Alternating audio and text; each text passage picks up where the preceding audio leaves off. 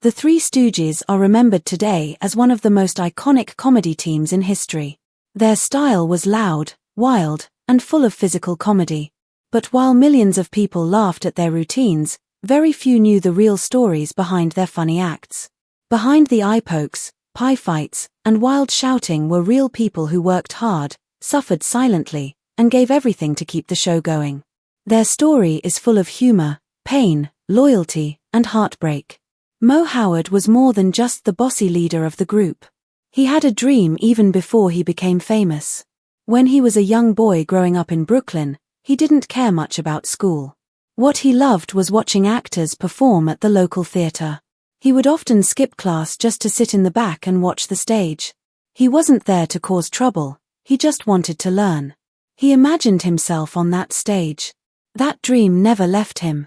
By the 1920s, he had found his way into vaudeville. He had sharp comic timing and a strong will. He was not just funny on stage, he also managed things offstage. He handled contracts, bookings, and dealt with the studios. He kept everything running through difficult times. Even when other members of the group got sick or passed away, he carried on. In his later years, Mo started working on a special final project. It was supposed to be a tribute to everything the Three Stooges had done. It would have brought back some of their old routines while mixing in new ones. It was a passion project, something he deeply believed in. Sadly, Mo was diagnosed with lung cancer in 1975. Even while he was sick, he tried to stay strong. He kept writing his autobiography and met fans. But he never got to finish his last project. He died just months after Larry Fine. Mo was the last of the original Stooges. He had outlived them all. And when he died, that final dream of his quietly faded away, never to be seen by the world. When Curly Howard had to leave the group, fans were heartbroken. Curly was the silly one, full of wild energy and a kind heart. But his body had started to fail him.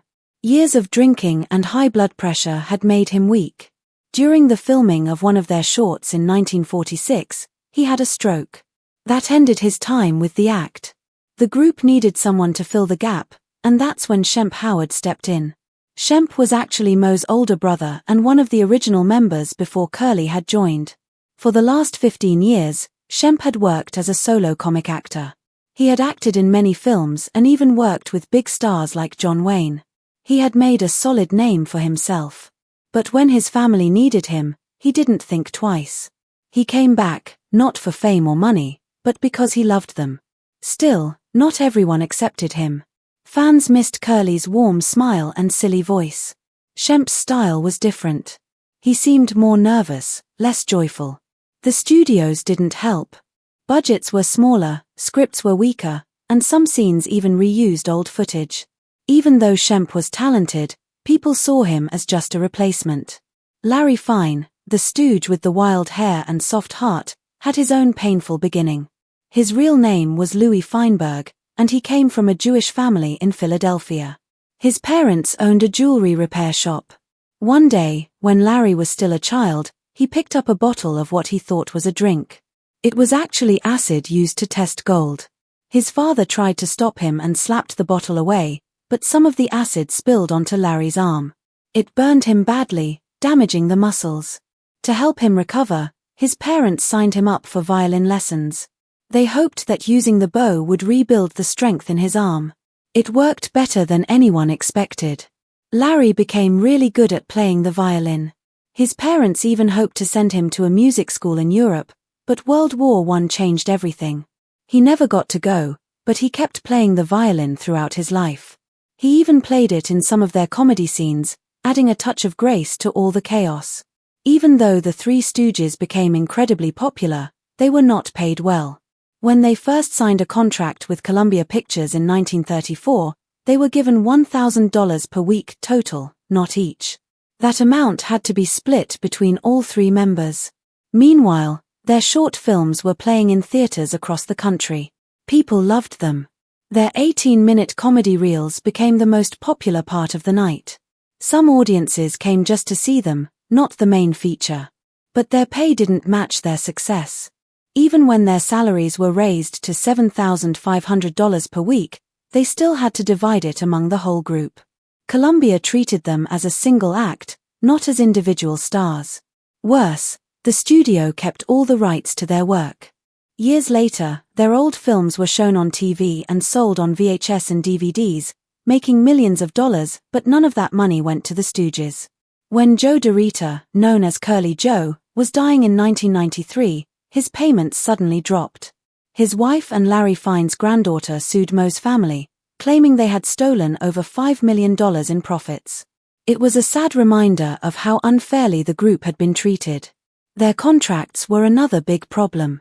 Columbia Pictures, under studio head Harry Conn, used a tricky legal rule called the open option clause.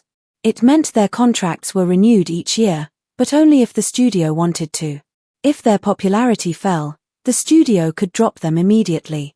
But if they became more popular, they couldn't ask for better pay. They were stuck. They couldn't walk away or demand fair treatment. Harry Conn also kept information from them. He didn't tell them how successful their shorts were in theaters. Audiences loved the Stooges, but the Stooges didn't know how big they really were. That way, they wouldn't try to leave or ask for more money. They worked non-stop, filming up to 8 shorts a year. Each one was packed with dangerous stunts. But Columbia refused to promote them as stars. Moe once said they were the most famous unknowns in America. One reason for that statement was the kind of stunts they had to do. The pain in their comedy was often real. They didn't have fancy safety gear or trained stuntmen. Director Jules White believed that the more it hurt, the funnier it was. He would use real hammers, saws, and scissors in scenes. If someone got hurt, they just kept filming. Moe once broke his nose. Curly slammed his head so hard he needed stitches. Larry once had a fountain pen stabbed into the back of his head. These were not small accidents. But they kept working. There were no sick days. The show had to go on. They gave everything they had for the laughter of others. They even risked their lives in another way. In 1940, they made a short called You Nasty Spy. In it, Moe played a character meant to look like Adolf Hitler. Larry and Curly played parodies of other Nazi leaders. This was very bold for the time. Hollywood usually stayed quiet about political issues, especially about foreign powers like Nazi Germany. America wasn't at war yet, and many studios were afraid to make enemies. But the Three Stooges, all Jewish men, didn't hold back. They made fun of Hitler and Nazi ideas before it was popular or safe to do so.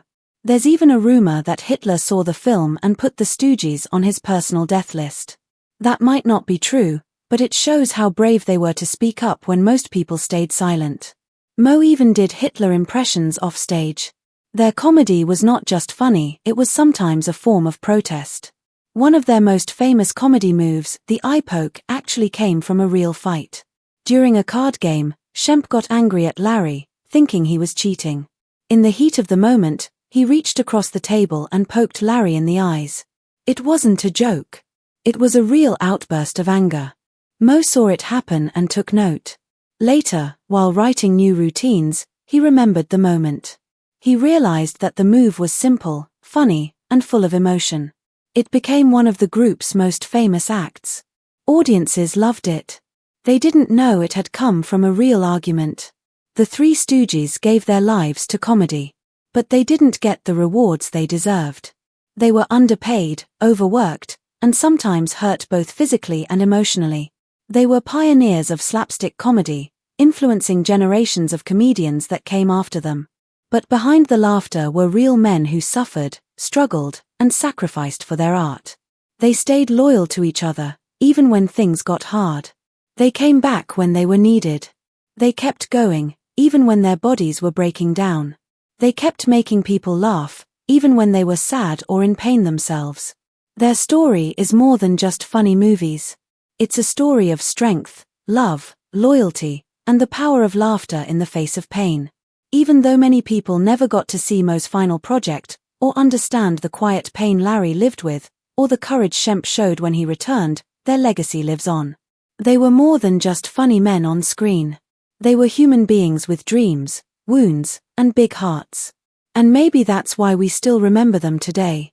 Not just because they made us laugh, but because they gave everything they had to do so. The world saw the jokes. But now, more people are beginning to see the truth behind them. The Three Stooges were legends not just for what they did, but for who they were. The move that became a trademark for the Three Stooges actually came from a real-life argument between friends over a card game. What would later turn into a world-famous comedic style originally came from rising tempers and frustration during a tense moment. Most people never knew that this silly, chaotic brand of humor had roots in something very human, conflict and emotion. But that's how the journey of the Three Stooges often worked. It mixed laughter with pain, fun with stress, and behind every funny scene was a story that very few people ever heard. In the beginning, the Three Stooges weren't even known by that name.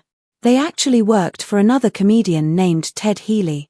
Ted Healy, whose real name was Charles Ernest Lee Nash, was a fast-talking vaudeville performer with a sharp tongue and big stage presence. Although many people today don't remember him well, he played a huge role in shaping what the Stooges would become. He brought together Moe Howard, Larry Fine, and Shemp Howard to be his supporting act. In the early 1930s, they performed together under the name Ted Healy and his Stooges. Healy would do the main comedy lines, and the others would bring the wild, physical humor and over-the-top reactions. This mix of witty talk and physical gags made their show very popular on the vaudeville circuit. They performed in big theaters and nightclubs all across the country. But this partnership wouldn't last forever. In 1932, Shemp Howard decided to leave the group to focus on his own solo comedy career. That change forced Moe and Larry to look for a replacement. They didn't have to look far. Moe brought in his younger brother Jerome, who would soon become known as Curly. Just days after Shemp left, Curly joined the act, and his arrival changed everything. Curly had a kind of natural energy that lit up the stage. He was goofy, lovable, and full of funny noises, silly faces, and perfect comedic timing. Almost immediately, they became even more popular than before. Their growing fame soon carried them to Hollywood, where they started appearing in movies alongside famous stars. But not everything behind the scenes was smooth. As the group became more successful, disagreements started to grow, especially about money and creative control. Eventually, those problems led them to split from Ted Healy in 1934. Even though the breakup wasn't nasty, it was permanent. Moe, Larry, and Curly moved to Columbia Pictures and began performing as an independent trio. It was at this point that the Three Stooges became the legends that people remember today. Ted Healy, the man who had once brought the group together, ended up having a very sad and mysterious end. His death remains one of the darkest unsolved events in early Hollywood history. While most people remember him as a loud, fast-talking comedian who helped launch Moe, Larry, and Curly into stardom, they don't know about his strange and tragic final night.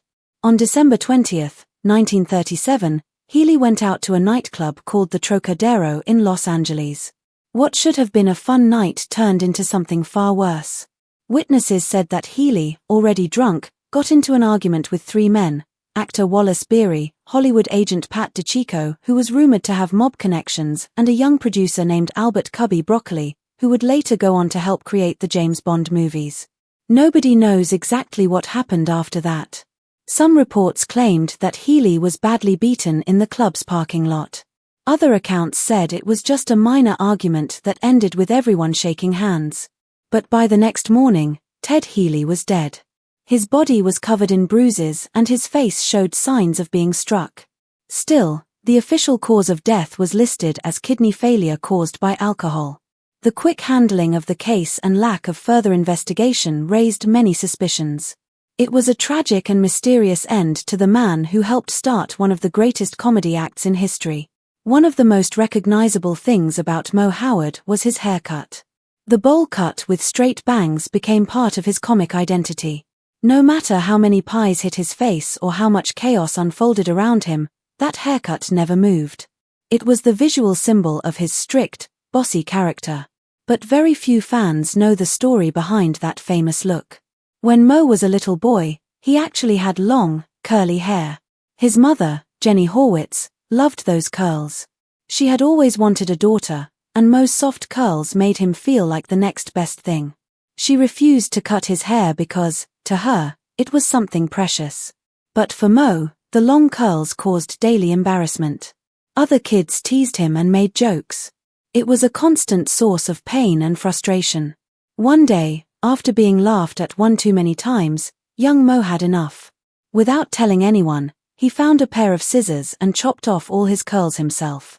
The result wasn't pretty, it was uneven and odd-looking, but it was a powerful moment. Mo had taken control of his appearance and his identity. That haircut marked the beginning of the strong, no-nonsense personality that would define his entire career. Curly Howard, Mo's younger brother, had his own story of physical pain turned into comedy.